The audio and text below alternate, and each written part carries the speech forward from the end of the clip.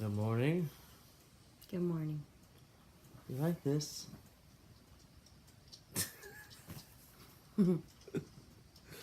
It's actually like, I'm trying to think, like, how did that happen? It's March 6th. We're doing Good Morning God by Rick Coram, rickcoramministries.com. We're a man cub and mama bear, a daringdash.com.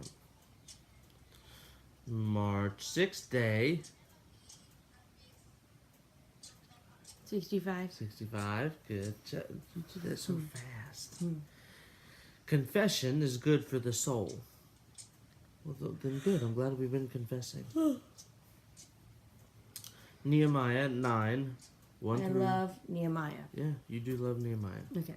Nehemiah 9, 1 through 23 is your homework. It's a whole lot. Our tablet said, hurry, you have 10% battery. One night in a revival meeting, the evangelist preached a message about confessing sin. A man heard the word of God and fell under deep conviction. During the altar call at the end of the service, the man ran down the aisle in humble brokenness and contrition. Contrition? It's contrition. When he reached the altar, he spoke to the pastor and said, I want to get right with God. The pastor compassionately replied, just get on your knees and confess your sin. Upon hearing these words, the confused man answered, but I don't know what my sin is. The preacher responded by saying, get on your knees and guess. Quickly, the broken man fell on his knees and prayed. After he got up, the man told the pastor, I guessed right the first time.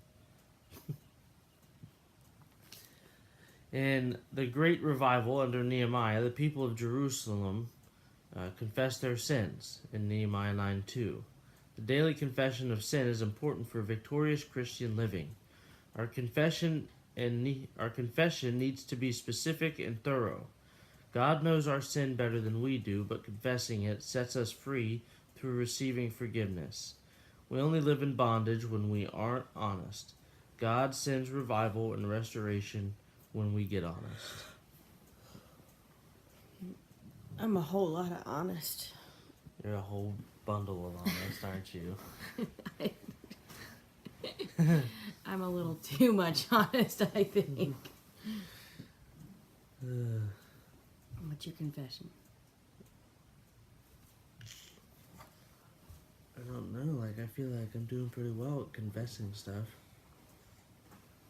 Specifically because we were doing this. Maybe I could be confessing more things to God instead of just a topical confession. I feel like one of our biggest struggles between the two of us is I think you're honest with God and when you pray and all that stuff. Mm-hmm. But I don't always feel like you're fully honest with me. And not that you're lying to me, but that you're not revealing your full depth of, like, how you feel about something. Do you know what I mean? Like what? I don't know. When we have our talks, I think a lot of times I'm like, no, I think that you blah, blah, blah, blah, blah. And you're like, well, I'm glad you know me so well. Or I'm glad you're me. Yeah. I'm glad you know my thoughts. Yeah. But I feel like I'm right most of the time. You're usually dead wrong, and that's why I get so fired up. Because it's like, no, you're wrong. You have been right on occasion, but... Okay, so here's my confession. Go with it. Can I wear these? Yeah, that's fine. I confess all the time. And maybe not in a godly confession way where I'm praying about it, but in a talk to anybody confession way, which I believe can become a stumbling block for other people.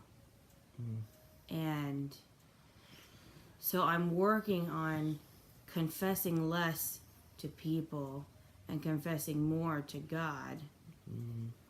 But I also think I know other people's confessions. What I just need to keep my mouth shut. You also think you know other people's confession? Yeah, like I talk to them because I think I know their confession, what they need to confess. And it's just none of my business. Can I lean on you? Yeah, but it's just none of my business. You know what I mean? I just need to worry about my own walk What about self? and not worry about anybody else's. So we tell the kids all the time when they're channeling. Is your name whatever? No. Then don't worry about them. Worry about you. I think I'm always worrying about you. Well, I'm your husband. That's hard. You're always going to worry about me. Yeah, that's hard because, like, when it comes to godly spiritual things, I really shouldn't. You know what I mean? Like, I think the extent of my worry for you needs to be within prayer. That's good. You should make that a quote. Yeah. The extent of worry for your husband should be in prayer. What is your confession? I confessed already. What'd you confess? That I can confess more. Well, I don't think you confessed enough.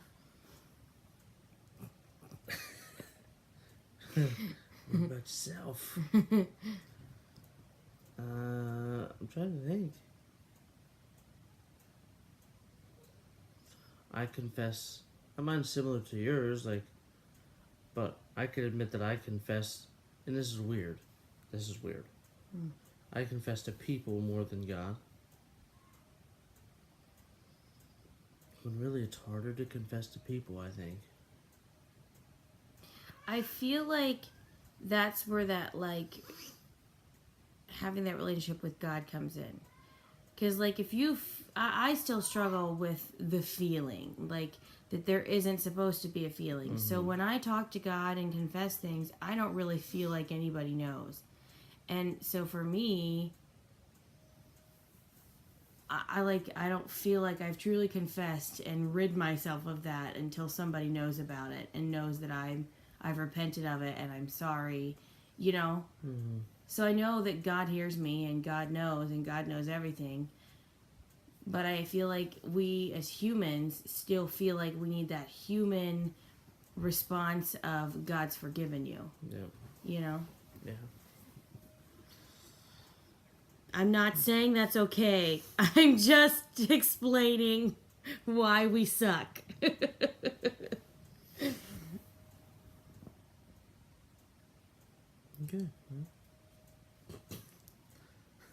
You look pretty.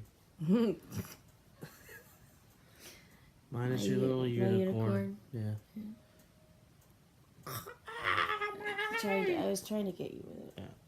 And there it was. And that actually kind of burned. Yeah, kind of burned a little bit. Anyway, what's your confession about confession? Do you need to confess something?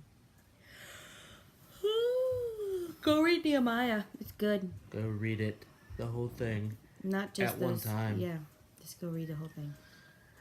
Okay. Have a good day. Have a good day.